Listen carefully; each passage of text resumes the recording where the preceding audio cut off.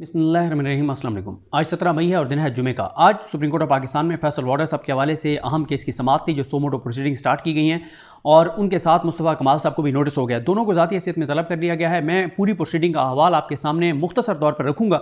42 minute की ये समाअत थी। चीफ जस्टिस पाकिस्तान जस्टिस काजी फाइज ईसा साहब इस बेंच की सरबराही कर रहे हैं। उनके साथ जस्टिस नईम अख्तर अफगान साहब हैं और जस्टिस इरफान सादत खान साहब हैं।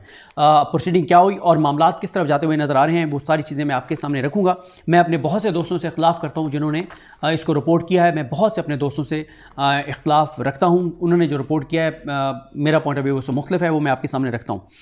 देखें 11:14 पर समाअत का आगाज़ हुआ। 11:56 पर इस समाअत का इख्तिताम हुआ। जैसे समाअत शुरू हुई तो काजी फाइज ईसा साहब ने मुस्कुराते हुए, ये बात आपने नोट रखनी है, मुस्कुराते हुए उन्होंने आमिर रहमान साहब से पूछा जो एडिशनल अटॉर्नी जनरल हैं उनसे कि चौधरी साहब आपने प्रेस कॉन्फ्रेंस सुनी है तो उस पर, और उन्होंने कहा तौहीन अदालत बनती है या नहीं बनती। तो आमिर रहमान साहब ने कहा कि मैंने सुबह सुनने की कोशिश की है लेकिन यूट्यूब पे जो लिंक था उसमें काफ़ी सारे पोर्शंस म्यूट थे। अब मुझे नहीं पता कौन सी आमिर रहमान साहब ने सुनी है।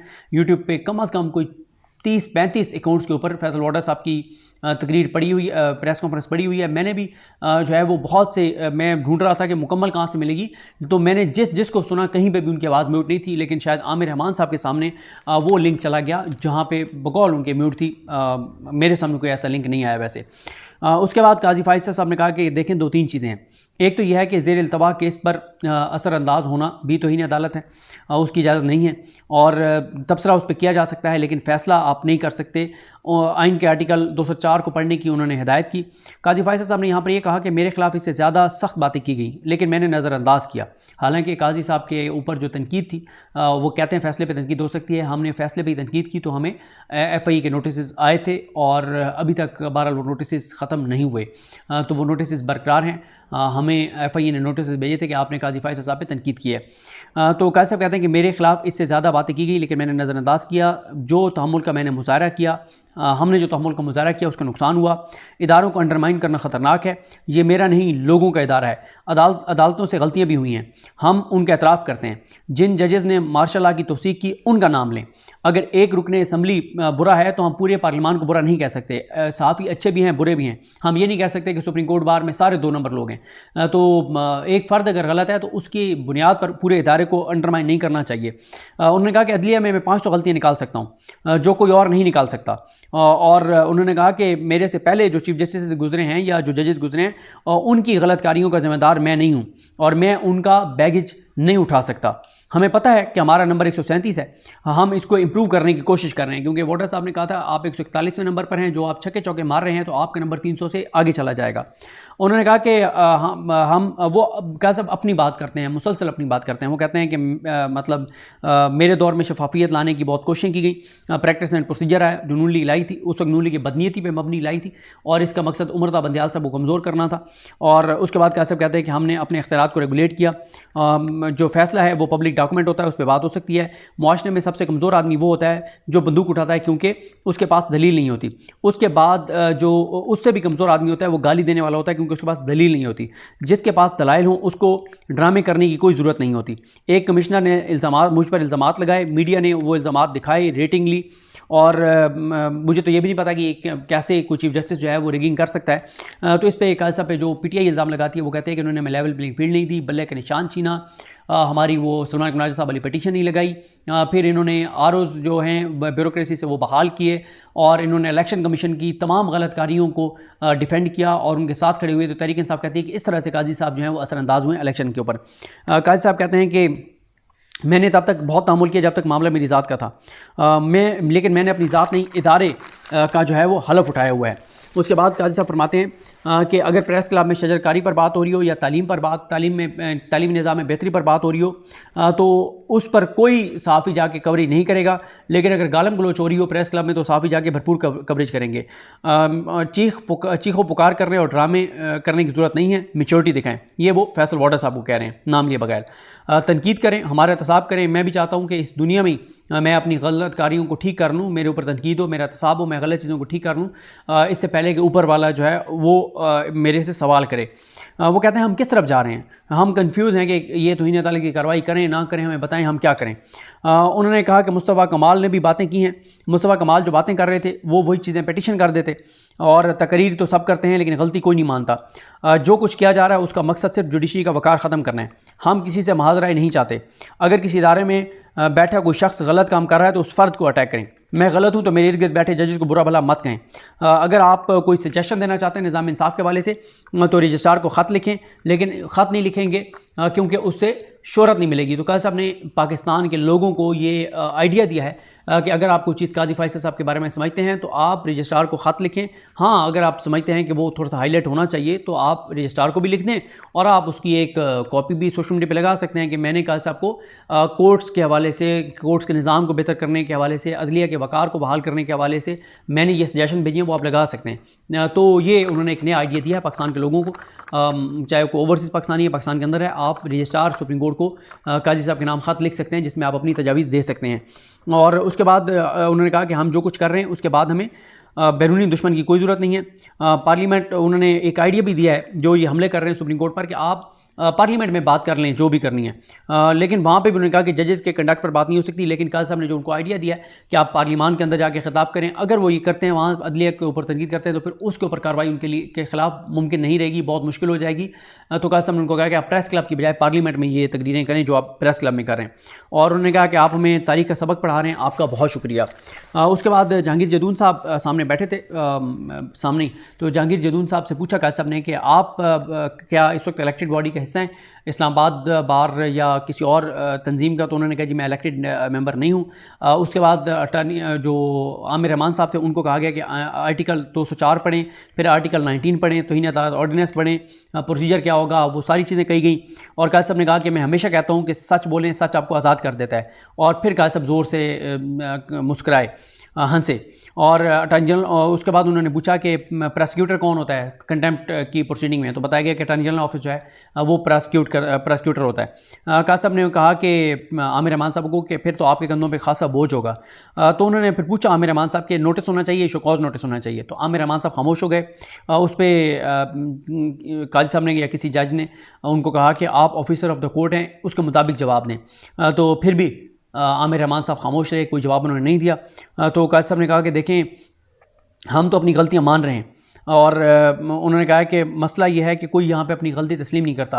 उन्होंने कहा कि स्कूल में जो बच्चा अपनी गलती तस्लीम कर लेता है तो उसके साथ टीचर का रवैया मुख्तलिफ होता है, और अल्लाह के यहाँ भी यही है कि जो इंसान अल्लाह के सामने अपनी गलती का इतराफ़ कर ले तो उसके साथ जो सलूक होता है वो मुख्तलिफ होता है।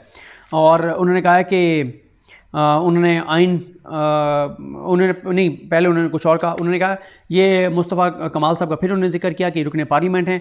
काजी साहब ने फिर अपनी सफाइयाँ बहुत ज़्यादा पेश करते रहे, और काजी साहब ने कहा कि हम पार्लियामेंट को इज़्ज़त देते हैं, आप हमारे साथ ये क्यों कर रहे हैं? मेरे लिए मुकद्दस डॉक्यूमेंट ये आइन की किताब है। उन्होंने आइन की किताब उठाकर और मुस्कुराकर कहा कि मेरे लिए ये मुकद्दस है।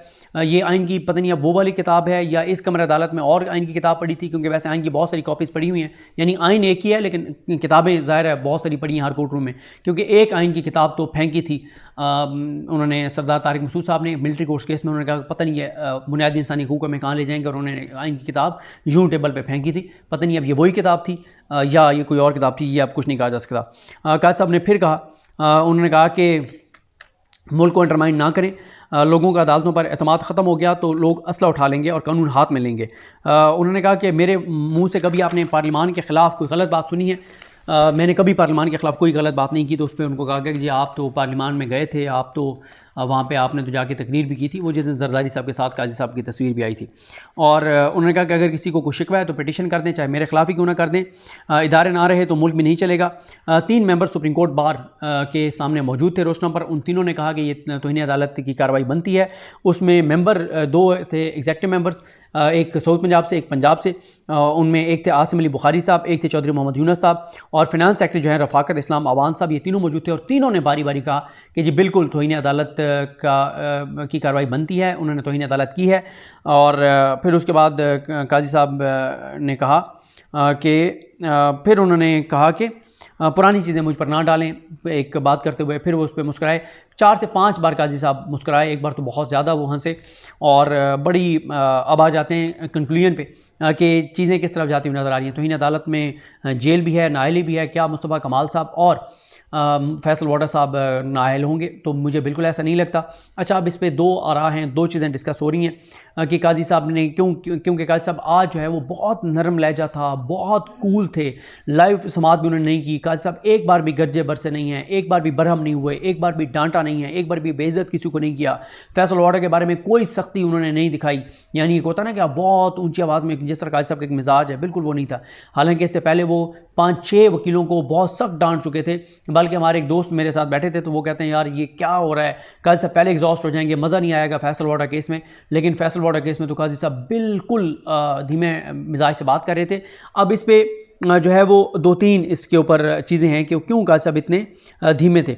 देखें, एक तो मैं ट्वीट पढ़ना चाहूँगा, हमारे दोस्त हैं अहमद अदील सरफराज, उन्होंने क्या ट्वीट किया है, फिर मैं आपको अपनी राय भी बताता हूँ। वो कहते हैं कि कमरा अदालत में चीफ जस्टिस काजी फाइज ईसा का अंदाज़ जारहाना कम और माजरत खाना ज़्यादा मालूम हो रहा था। ठीक है, यानी वो डिफेंसिव पे थे, माजरत खाना रवैया था उनका। इतना कुछ फैसल वाडा साहब ने कहा है, उसके बावजूद ये एक राय है, क्योंकि ये भी बातें हो रही हैं कि फैसल वाडा साहब के पास कुछ वीडियोज़ हैं, कुछ ऑडियोज़ हैं। अगर फैसल वाडा साहब के ख़िलाफ़ कोई कार्रवाई करने गई अदालत तो फैसल वाडा साहब वो ऑडियोज़ और वीडियोज़ जारी कर देंगे और फिर मामला बहुत ज़्यादा ख़राब हो जाएंगे। अब एक राय ये है कि फैसल वाडा साहब बहुत ताकतवर शख्सियत हैं और किसी अदालत की ज़रूरत नहीं है कि वो अदालत उनके ख़िलाफ़ कार्रवाई करे, एक ये राय है। और दूसरी यह ज़ाहिर है एक राय यह है कि काजी साहब ने नून लीग के किसी जो नून लीग वालों ने बहुत प्रेस कॉन्फ्रेंसेस की हैं, उनके खिलाफ काजी साहब ने कोई प्रोसीडिंग नहीं की, किसी को नोटिस नहीं किया। तो इसलिए किया जा रहा है कि काजी साहब नहीं चाहते नून लीग और इन सारे मामलों पर। एक इल्ज़ाम ये भी लग रहा है कि इसलिए फैसल वाडा और मुस्तफ़ा कमाल के खिलाफ नोटिस ले लिया गया सुप्रीम कोर्ट की जानिब से कि अगर सुप्रीम कोर्ट ये ना करती तो हाई कोर्ट ये मामला टेकअप करने जा रही थी और हाई कोर्ट टेकअप कर लेती। मोहसिन अख्तर कियानी साहब, तारिक महमूद जहांगीरी साहब और एजाज इसाक खान साहब का जो बेंच है वो इतने अपराइट जजेस का बेंच है कि उसमें फैसल वाडा 1000% ये कन्फर्म था कि 1 माह के अंदर अंदर डिस्क्वालीफाई हो जाते और उनको जेल भेज दिया जाता। तो इसलिए फिर ये किया गया है कि सुप्रीम कोर्ट ही नोटिस ले ले और ये एक इल्ज़ाम है कि इस तरह से इनको बचा लिया गया है। लेकिन मेरा पॉइंट ऑफ व्यू मैं आपके सामने रख देता हूँ। मुझे अगर आप अच्छा गुमान रखें तो अच्छा गुमान यह है कि शायद काजी साहब को भी नज़र आ रहा है कि चीज़ें बहुत ज़्यादा तसादुम की तरफ बढ़ रही हैं अदलिया और हुकूमत के दरमियान, इदारों के दरमियान। तो शायद काजी साहब ने आज बड़े लाइट अंदाज में, बड़ी मुस्कुरा कर, हंस कर, बड़े धीमे मिजाज में, बग़ैर गुस्सा किए, बग़ैर डांटे इसलिए ये हेयरिंग की है कि वो चाहते हैं कि एक मौका दें वो हुकूमत को, इदारों को, कि वो इस तरह से प्रॉक्सी के ज़रिए काम ना करें और चीज़ें अदलिया और हुकूमत और इदारों के दरमियान बेहतर हों, टेम्परेचर नीचे आए, बजाय इसके कि तसादुम हो जाए और चीज़ें बहुत ख़राबी की तरफ चली जाएँ। तो मेरा पॉइंट ऑफ व्यू अगर मैं अच्छा गुमान रखूँ तो ये है। बाकी मैंने आपके सामने सिनेरियोज़ रखनी है जिसमें यही है कि वाडा साहब बहुत ताकतवर शख्सियत हैं, किसी की ज़रूरत नहीं है कोई उनको कुछ कह सके। किसी जज ने उनके खिलाफ कुछ करने की कोशिश की तो उनके पास हर जज की ऑडियोज़, वीडियोज़, इस तरह की चीज़ें हैं, फाइलें हैं। ये उनके बारे में एक उनको हवा बनाया गया है फैसल वाडा साहब के बारे में। एक मैंने आपको बता दिया कि ये इल्ज़ाम है कि काजी साहब ने इस मामले को अपने पास लेके और हाई कोर्ट को वो कर दिया कि आप हाई कोर्ट इस मामले को नहीं ले सकती और ये सारी चीज़ें। लेकिन मैंने आपको अपना पॉइंट ऑफ व्यू बता दिया कि मेरा पॉइंट ऑफ व्यू क्या है। अब एक तो ये है कि आज अटॉर्नी जनरल साहब भी नहीं आए और अटॉर्नी जनरल साहब ने हालांकि कल कहा था कि तौहीन आमेज़ थी गुफ्तगू, लेकिन आज अटॉर्नी जनरल साहब खुद पेश ही नहीं हुए, मंसूर उस्मान अवान साहब। और काजी साहब ने एक बार भी नहीं कहा कि मंसूर उस्मान अवान साहब क्यों पेश नहीं हुए। पैमरा से काजी साहब ने स्क्रिप्ट तो मांगे हैं, लेकिन पैमरा से ये जवाब काजी साहब ने बिल्कुल नहीं मांगा कि पैमरा का कोड ऑफ कंडक्ट इजाज़त ही नहीं देता कि जुडिशरी के खिलाफ इतनी प्रेस कॉन्फ्रेंस लाइव चल जाएँ। काजी साहब ने ना तो पैमरा से इसका जवाब मांगा है, ना सलीम बेग से इसका जवाब मांगा है, ना काजी फाइज ईसा साहब ने कोई पाबंदी लगाई है कि अब फैसल वाडा साहब की कोई इस तरह की गुफ्तगू या किसी की भी इस तरह की गुफ्तगू ऑन एयर नहीं जाएगी। इस तरह की कोई उन्होंने पाबंदी नहीं लगाई। अब 5 जून तक समात मुलतवी हो गई है। 5 जून को इन्होंने ज़ाती हैसियत में पेश होना है, मुस्तफ़ा कमाल साहब ने और फैसल वाडा साहब ने। अगर इन दोनों का मामला टेकअप होता मोहसिन अख्तर कियानी साहब के पास, जो बाबर सत्तार साहब वाला मामला सुन रहे हैं, अगर उनके पास टेकअप होता तो फिर तो आप जो इस वक्त पाकिस्तान का आइन कानून है और जो होना चाहिए, जो जजेस का हलफ जो कहता है उसके मुताबिक, तो 1000% आप यकीन से कह सकते थे कि ये डिस्क्वालीफाई भी होते, दोनों जेल भी जाते। लेकिन अब क्योंकि मामला काजी साहब के पास है तो काजी साहब चाह रहे हैं कि चीज़ों को थोड़ा सा कूल डाउन करें, मिल के हुकूमत के साथ, इदारों के साथ मिल के चलें और कोई ऐसा काम ना करें जिससे तसादुम बढ़े। तो अब मुझे बिल्कुल नहीं लगता कि कोई जो है वो बड़ा फैसला आएगा।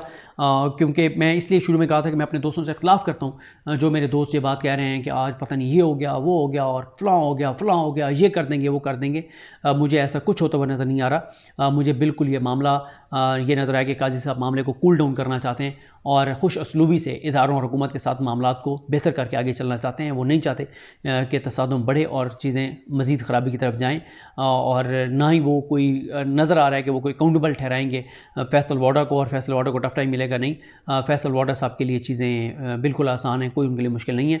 और आज की इस प्रोसीडिंग के बाद मुझे ये भी नज़र आ रहा है कि जो प्रेस कॉन्फ्रेंसेस हैं उनका सिलसिला तेज़ हो जाएगा, अदलिया पर हमले तेज़ हो जाएंगे, क्योंकि इनकरेज होगी हुकूमत, इनकरेज होगी सारे मामले से। क्योंकि अगर थोड़ा सा काजी साहब का रवैया सख्त होता तो हुकूमत को एक डर और खौफ होता कि यार चीज़ें कहीं और ना चली जाए, कोई डिस्क्वालीफाई ना हो जाए, कोई गिरफ़्तार ना हो जाए। लेकिन आज काजी साहब का जो धीमा रवैया था, जो गुस्सा नहीं था, बिल्कुल कूल डाउन थे। मैंने काजी साहब को आज तक कोई 7-8 केसेस ऐसे आए हैं जिसमें इतना काजी साहब को मतलब तहम्मुल बुर्दबारी में मैंने देखा है, इतना पेशेंस के साथ चीज़ों को लेके चलते हुए देखा है जितना इस केस में देखा है। वरना फैसल वाडा साहब का प्रेस कॉन्फ्रेंस सुने तो वो बहुत खौफनाक प्रेस कॉन्फ्रेंस है, जिसके कुछ पॉइंट्स मैं आपको बता चुका हूँ। अब इनको अभी नोटिस हुए हैं, शोकॉज नोटिस, कि क्यों ना आपके खिलाफ तौहीन अदालत की कार्रवाई की जाए। ऐसा नहीं है कि इनके खिलाफ तौहीन अदालत की कार्रवाई शुरू हो गई है, सिर्फ शोकॉज नोटिस हुआ है कि क्यों ना आपके खिलाफ तौहीन अदालत की कार्रवाई की जाए। अभी तक इतना हुआ है। मुझे अपनी दुआ में याद रखें। अल्लाह करीम आप सबका हामी नासरो। अल्लाह हाफ़िज़।